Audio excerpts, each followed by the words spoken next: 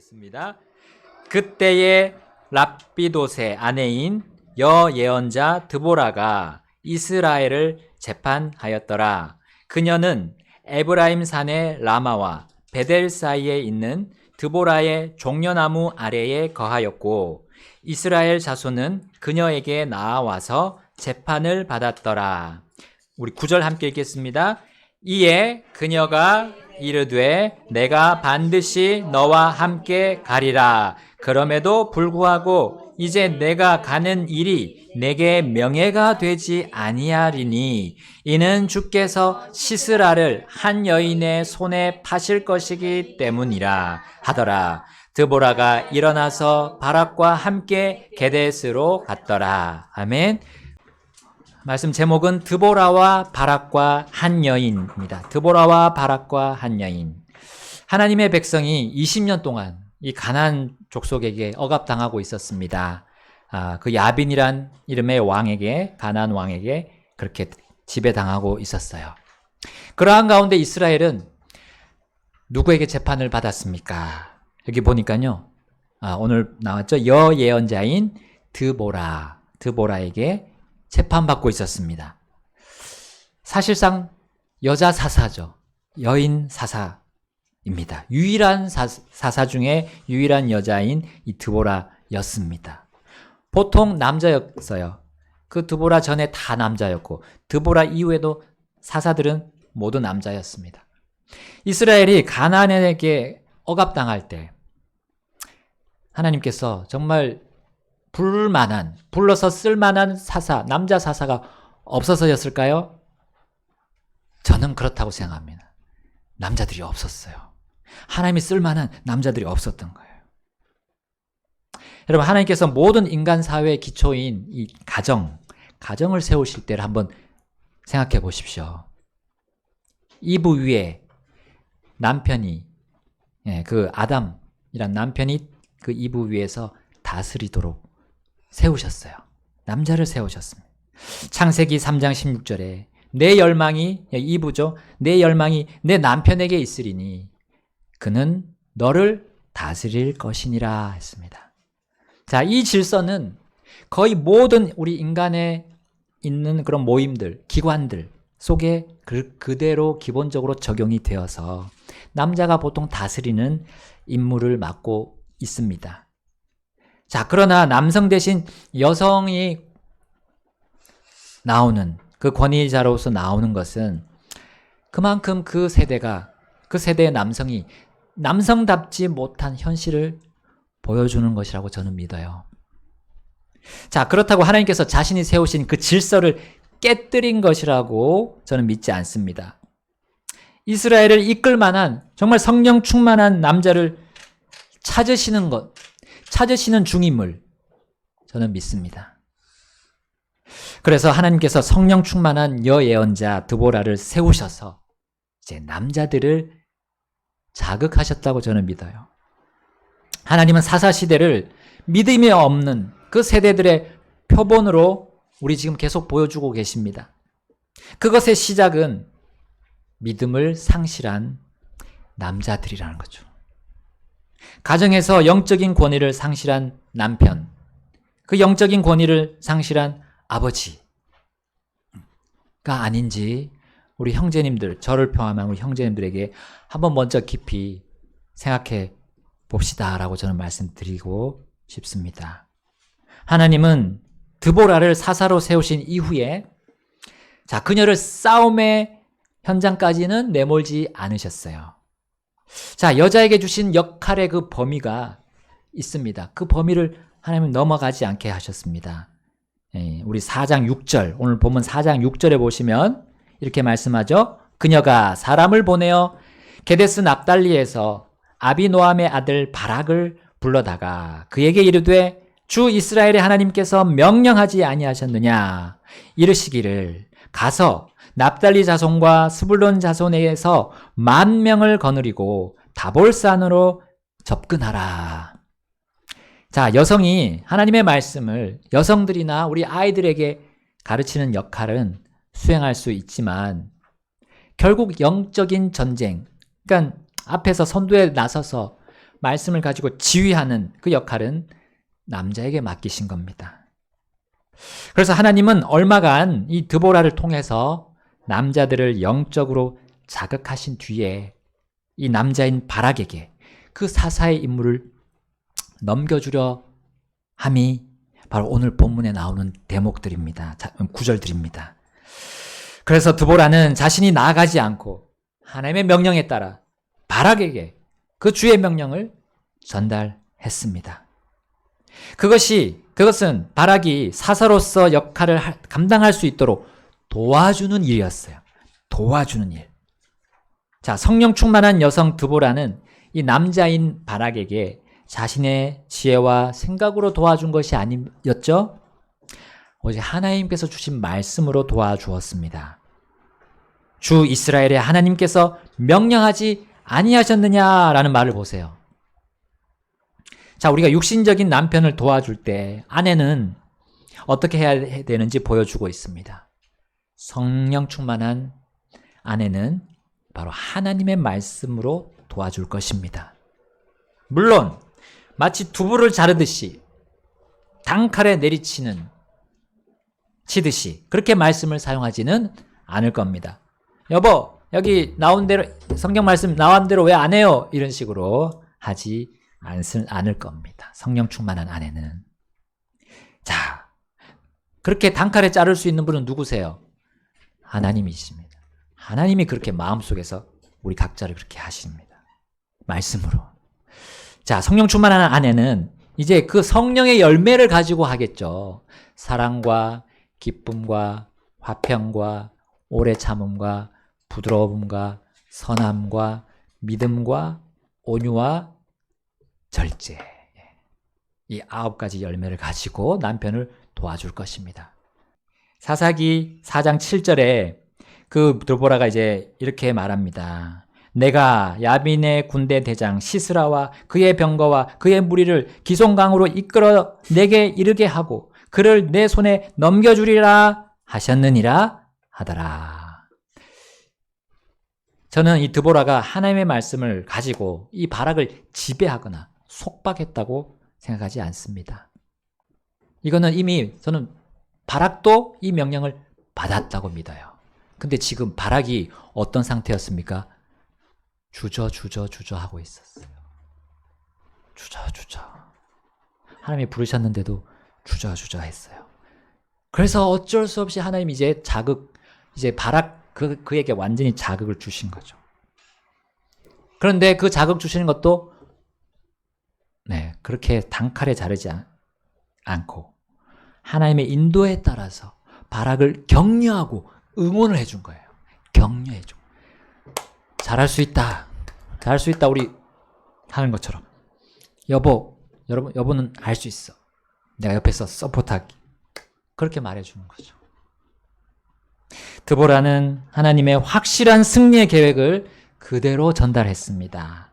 당시 그녀는 지금 없어진 여예언자라는 직분 가지고 있다는 거 여러분이 이해해야 됩니다. 여예언자는 하나님 말씀 받아서 전달하는 그 일을 했죠. 그는 결코 하나님의 명령에 선을 넘지 않았습니다.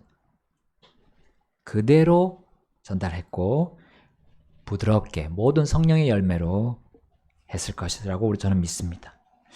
자, 그리고 하나님의 질서대로 남자가 권위를 가지고 성령 충만하게 백성들을 이끌 수 있도록 또 가족 구성원들을 이끌 수 있도록 아내가 먼저 성령 충만함을 보여준 거죠. 아내는 아니지만 그런 원리 안에서 했다고 저는 믿습니다. 여자의 이러한 역할, 여성의 이런 역할이 우리 가정과 우리 교회 안에서 얼마나 강력한 힘이 되고 격려가 되겠습니까? 이건 하나님께서 우리 자매님들 통해서 역사하시는 축복의 통로라고 저는 믿습니다. 드보라가 그렇게 축복의 통로로서 사는 여인의 삶을 보여주고 있어요. 드보라는 바락을 불렀습니다. 그러나 하나님께서 바락을 부르라고 드보라에게 명령하셨음이 그 먼저 일어난 일이고 또 바락도 이미 그 하나님의 명령을 먼저 들었던 그 당시였어요. 자, 이것이 바로 우리의 믿음의 삶이 아닌가 생각합니다. 하나님은 자신의 사람들을 통해서 복음을 전하게 하십니다. 그리고 다른 진리들도 그렇게 맡기셔서 우리 가족들에게 또 가르치게 하십니다. 그러므로 사람이 우리에게 한 것도 맞지만 그 모든 영적인 활동은 하나님께서 하신 거죠. 하나님의 부르심을 우리는 믿고 여기 이 교회에 속했지 않습니까? 하나님의 나를 부르셔서 여기를 속했다고 믿음으로 우리는 여기 속했다고 믿습니다. 바락은 하나님의 부르심에 어떻게 응답했습니까? 어떻게 반응했습니까? 사실 두 번째 부르심이었어요. 그게 개인적으로 부르신 거 이제 두 번째로 드보라를 통해서 부르셨어요. 근데 거기에 대한 반응, 두 번째 불렀는데도 이렇게 반응합니다. 8절 함께 읽어볼까요? 시작. 바락이 그녀에게 이르되 당신이 나와 함께 가면 내가 가려니와 당신이 나와 함께 가지 아니하면 내가 가지 아니하겠노라 하더라. 바락이 하나님께 완전히 신뢰하지 않았어요. 사실은 사람을 신뢰한 겁니다. 드보라가 자신과 출전하지 않으면 안 가겠다. 이거는 사실상 하나님의 부르심을 두 번째 거부한 겁니다. 여러분, 이 실화는 당시 남자들의 현실을 고발하는, 사실 하나님께서 마치 제작하신 다큐멘터리라고 우리 볼 수가 있어요. 다큐멘터리. 이것은 당시 이스라엘의 남자들이 리더십을 잃어버린 모습입니다. 나약한 남자의 모습으로 바뀐 그것을 보여주고 있어요. 하나님께서 창조하신 대로 남자는 남자다워야 합니다. 두려워도 앞에 나가서 총대를 매야 됩니다. 리더의 그 우유부단함이 어떤 상황을 맞이하게 합니까? 패배하게 만드는 겁니다. 그 전체 구성원을 혼란을 야기하는 거죠. 그러나 하나님의 백성이라면 하나님께서 얼마나 이 리더에게 그렇게 우유부단하지 않도록 권능을 주십니까? 오늘 여기 말해주고 있지 않습니까? 반드시 가나안 족속을 너에게 넘겨주겠다고 했어요. 드보라를 통해 얼마나 큰 격려와 또 응원을 또 두 번째 해주십니까? 하나님은 늘 언제나 자신을 믿고 따르는 권위에게 승리만을 약속하십니다. 그러나 바락은 하나님이 주신 그 남자의 역할, 그리고 남자의 역할을 잘 수행해서 받게 될 그 명예까지도 거부하고 말았어요. 하나님의 부르심과 그 확실한 승리의 약속에 대해 그의 믿음 없는 모습을 본 드보라는 어떻게 그에게 말합니까? 우리 9절 말씀입니다. 이에 그녀가 이르되 내가 반드시 너와 함께 가리라. 그럼에도 불구하고 이제 내가 가는 일이 내게 명예가 되지 아니하리니 이는 주께서 시스라를 한 여인의 손에 파실 것이기 때문이라 하더라. 드보라가 일어나서 바락과 함께 게데스로 갔더라. 자, 하나님은 리더에게 명예를 주십니다. 명예가 그 보상이에요. 리더의 보상. 우리 남자가 나이가 좀 이렇게 들면 들수록 명예를 얻고 싶어 하는 것이 당연한 그 순서라고 저는 믿습니다. 이것은 남자의 어떤 보면 본능이에요. 남자가 이 세상을 이제 마무리해 갈 때 남기고 싶은 게 돈, 부유함 이런 것보다 명예라고 생각합니다.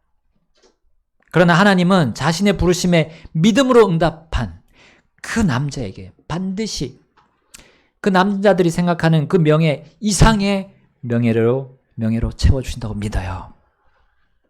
그러나 바락은 하나님보다 믿고 의지하려 했던 것이 사람, 그것도 여인 드보라였습니다. 근데 그렇게 믿고 따르려고 했던 그 여인 드보라에게 명예를 잃을 것이라는 하나님의 예언을 듣고 말았어요. 특히 그가 받을 수 있었던 명예는 누구에게 돌아간다고 전해 들었습니까? 남자입니까? 그리고 그 군대 대장 시스라를 처단할 그 사람들이 바락과 함께 가는 그 이스라엘의 수많은 남자들이었습니까? 함께 출전한 드보라였습니까? 아니었죠. 한 여인이었습니다. 여인인데 한 명의 여인이에요. 한 명. 그 장정 10,000명 중에도 없었습니다. 공교롭게도 이스라엘 군대 안에는 없었어요. 없었어요. 그 수많은 사람들 가운데도 없었어요. 전혀 다른 곳에 있던 한 여인이었어요. 그 한 여인이 준비되고 있었습니다. 그 명예를 받을 준비가 되고 있었어요. 하나님은 남자와 여자에게 각각의 역할을 주시고 그 역할을 믿음으로 수행한 각자에게 반드시 보상을 주시는 분입니다. 주님께 부름을 받았습니다. 우리 모두가 그렇게 부름받았어요. 그 역할에 충실하라. 그러면 우리는 순종함으로 그분께 선택되어야 합니다. 예수님이 말씀하셨어요. 마태복음 20장 16절에 이와 같이 마지막인 자가 처음이 되고 처음인 자가 마지막이 되리니 이는 부름받은 자는 많으나 선택된 자는 적기 때문이라 하시더라. 그리고 또 마태복음 22장에도 또 말씀하셨어요. 22장 14절에 이는 부름받은 자는 많으나 선택받은 자는 적기 때문이라. 자, 주님이 준비하신 구원과 함께 그 보상을 받을 기회는 모든 사람에게 주어집니다. 그 모든 사람을 부르십니다, 하나님. 많은 사람이 부름받습니다. 그러나 그 부름받은 거에 대해서 믿고 응답해서 순종하는 사람은 적다라고 했어요. 드보라는 믿음으로 응답했지만 바락은 응답하지 않았던 것. 특히 바락은 하나님께서 자신을 부르시고 선택하려고 하실 날이 있을 것에 대해서 믿고 기대하고 준비하지 않았기 때문에 응답할 수 없었던 거예요. 반면에 그 한 여인은 준비하고 있었습니다. 자, 이제 그 다음 구절에서 이 바락의 모습, 또 그 반대로 그 여인의 모습을 우리는 확인할 수 있습니다. 자, 그 여인이 어디서 출발했느냐? 우리 11절 말씀에 나오는 겐 족속에게서 거기서 머물고 있었어요. 겐 족속 안에 있었어요. 이스라엘 백성이 아닙니다. 겐 족속. 자, 11절에 보니까 이제 모세의 장인인 호밥의 자손 중에서 겐 족속, 헤벨이 겐 족속으로부터 자신을 분리하여 게데스 옆에 사나임 평야 옆에 이르러 장막을 쳤더라. 자, 겐 족속은 모세의 장인 호밥의 자손들이었어요. 후손들이었습니다. 그래서 이스라엘 민족과 아주 친분이 있었습니다. 그러나 그들 중에 헤벨이라는 사람은 이스라엘에게 붙어 있지 않고 가나안 족속과 함께 하기로 선택했어요. 12절에 보니까 나오죠. 이에 그들이 아비노함의 아들 바락이 다볼산에 오른 것을 시스라에게 알렸더라 했습니다. 자, 헤벨은 이스라엘 군대가 집결했고 다볼산에 주둔하고 있었습니다. 라고 그 정보를 시스라에게 전달했죠. 자, 가나안 족속에게는 천금 같은 정보였습니다.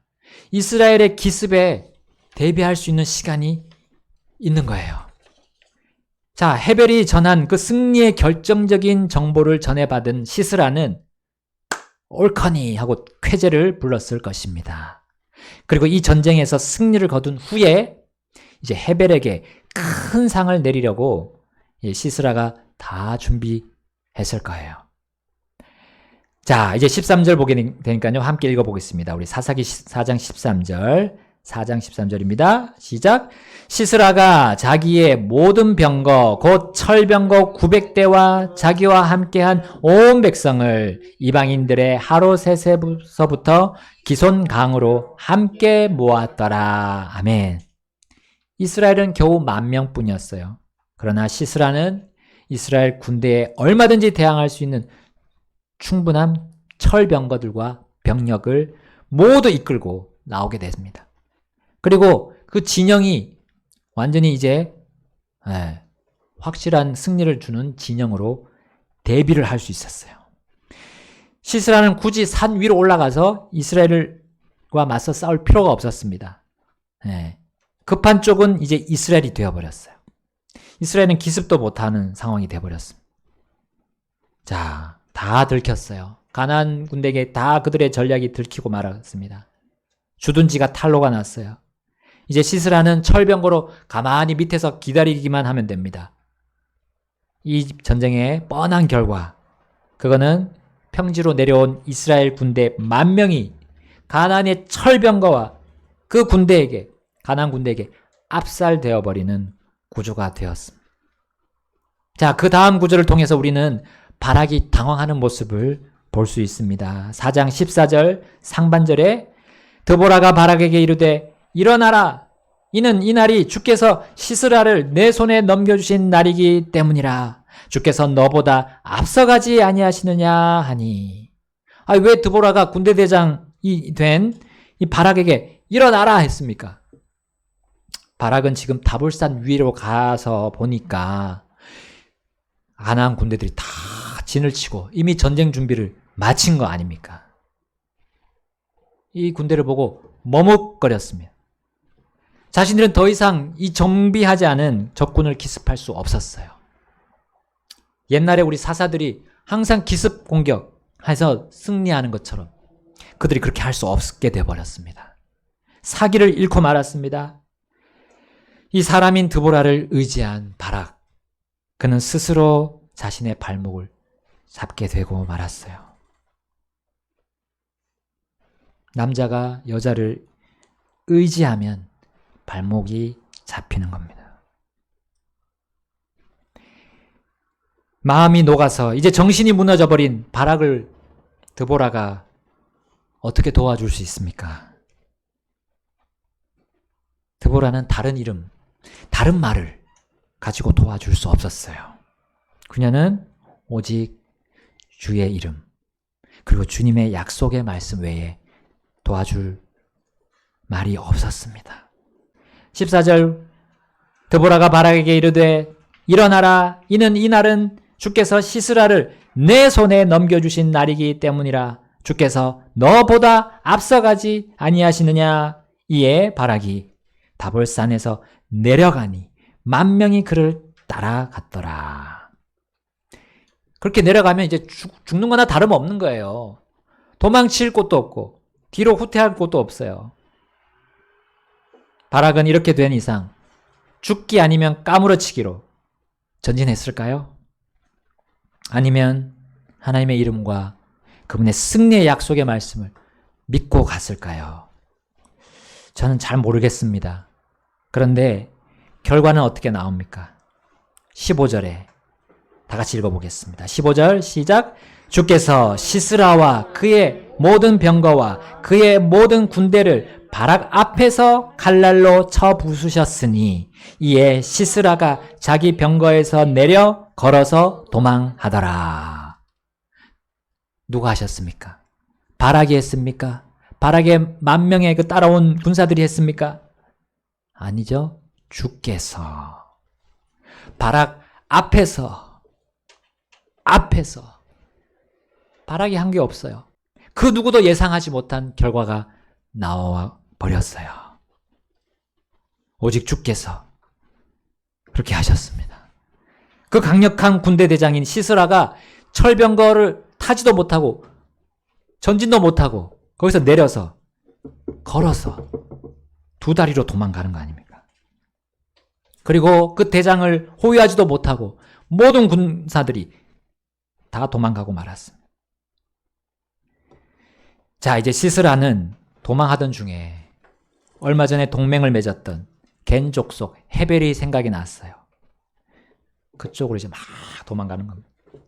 자, 이제 17절부터 24절까지 내용이 그러합니다. 시스라가 헤벨의 그 장막으로 이제 갑니다. 거기서 처음 그를 맞이한 사람은 헤벨이 아니고 헤벨의 아내 야엘이었어요. 야엘. 그리고 그녀는 이제 그가 쉴 수 있도록 장막 안으로 맞아들였습니다. 그리고 그에게 우유를 주고 이제 시스라가 이제 한시름을 놓았어요. 그리고 시스라는 누가 찾아오면 아무도 없다 라고 그녀에게 입단속을 시킨 뒤에 완전히 골아떨어집니다. 깊은 잠에 빠졌어요. 자, 그런데 이 헤벨의 아내는 자신의 남편과는 다르게 이 야엘은 하나님을 경외한 여인이었어요. 그는 장막에 말뚝 그리고 쇠망치 가져옵니다.